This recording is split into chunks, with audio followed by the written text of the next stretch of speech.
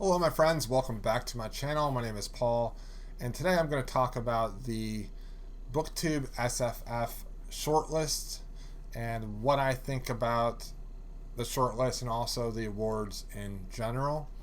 I'm very proud of the Booktube SFF community that they are continuing to work on the Booktube SFF awards.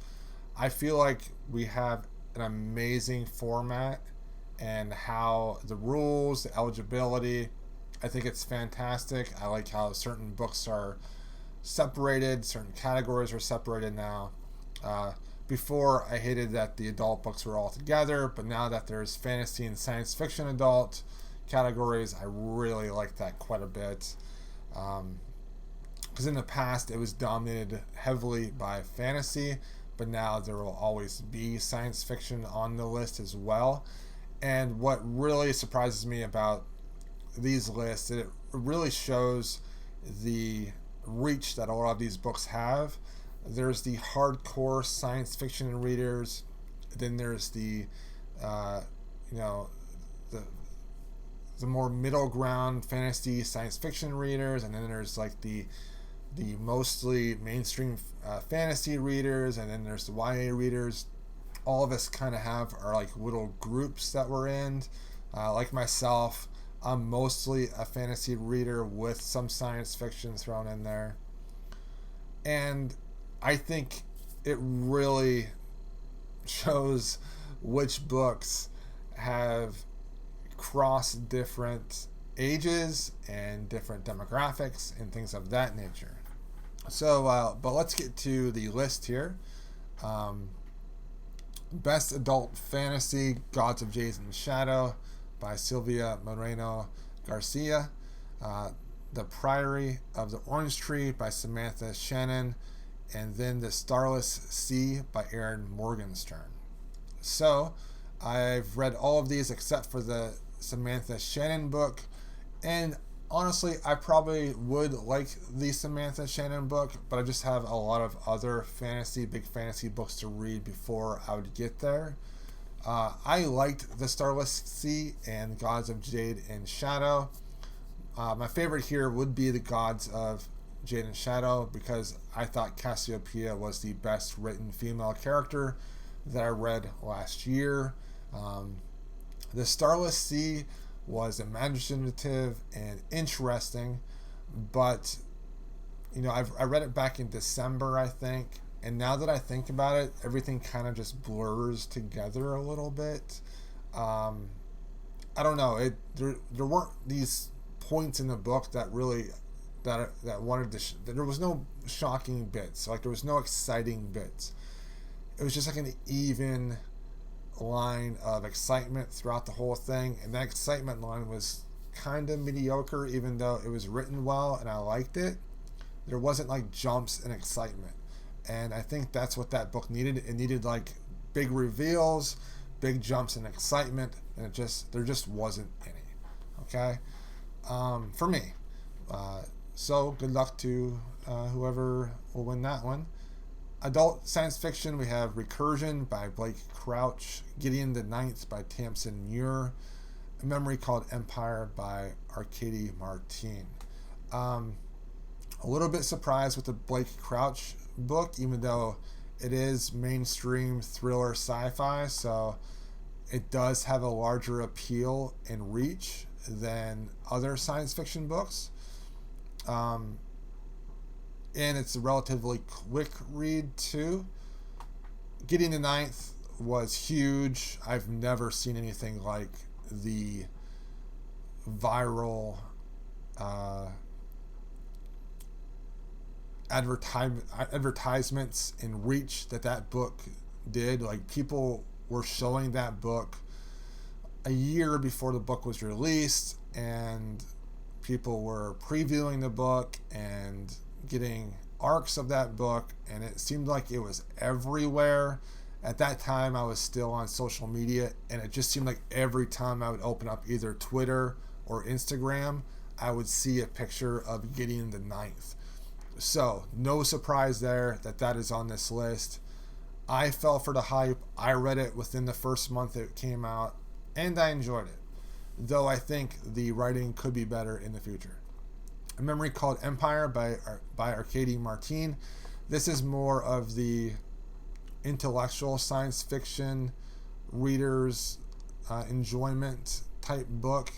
Not that people that read books like Recursion aren't intellectual, but usually the people that read a book like A Memory Called Empire are reading science fiction that is less action based or thriller based, and more theme, philosophical, and world building based. Memory Called Empire was really good for me. I enjoyed it quite a bit. It kind of had that issue that the Starless Sea had for me. It was kind of flat, as in the excitement of the book. Only a few times did the excitement jump up. So a lot of the book kind of blended together. I'm finding that the older I get, the more I need these pinnacle moments in books to hang my memories on that book so that I can remember those books with some clarity. Best debut, we have The 10,000 Doors of January by Alex E. Haro, Gideon the Ninth by Tamsin Muir, and A Memory Called Empire by Arkady Martine. I loved The 10,000 Doors of January. I thought it was really well written, and I think it's because I haven't read a whole lot of Portal fantasy. I think that is the reason why I enjoyed it so much. If you're an older fantasy reader that has been reading fantasy for like decades, I think there's nothing really new in that story. But if you're a newer one that hasn't read a lot of Portal fantasy like myself, I think that you're going to enjoy that quite a bit. This is a tough one. I think Gideon the Ninth will probably win it just because of the amount of people that have read it. So yeah. So best young adult. So I don't really read a whole lot of young adult. The only one I read on this list is Starsight by Brandon Sanderson. We have The Wicked King by Holly Black, Sorcery of Thrones by Margaret Rogerson, and The Gilded Wolves by Roshani Chokshi. I liked Starsight. I didn't think it was good as the first book, however, but I enjoyed it. It was fun for what it was. I do want to read some Holly Black books just to see what they're like and see if I enjoy them. And the other two books I'm actually interested in as well. I think The Gilded Wolves is something that I would like. Middle grade, I haven't read any of these. I did read the first book, Small Spaces by Catherine Arden, so eventually I would like to read Dead Voices. Tunnel of Bone by Victoria Schwab. I did borrow the first book in that series from the library. I think it's City of Ghosts, so maybe I'll read that relatively soon. Dragon Pearl by Yoon Ha Lee.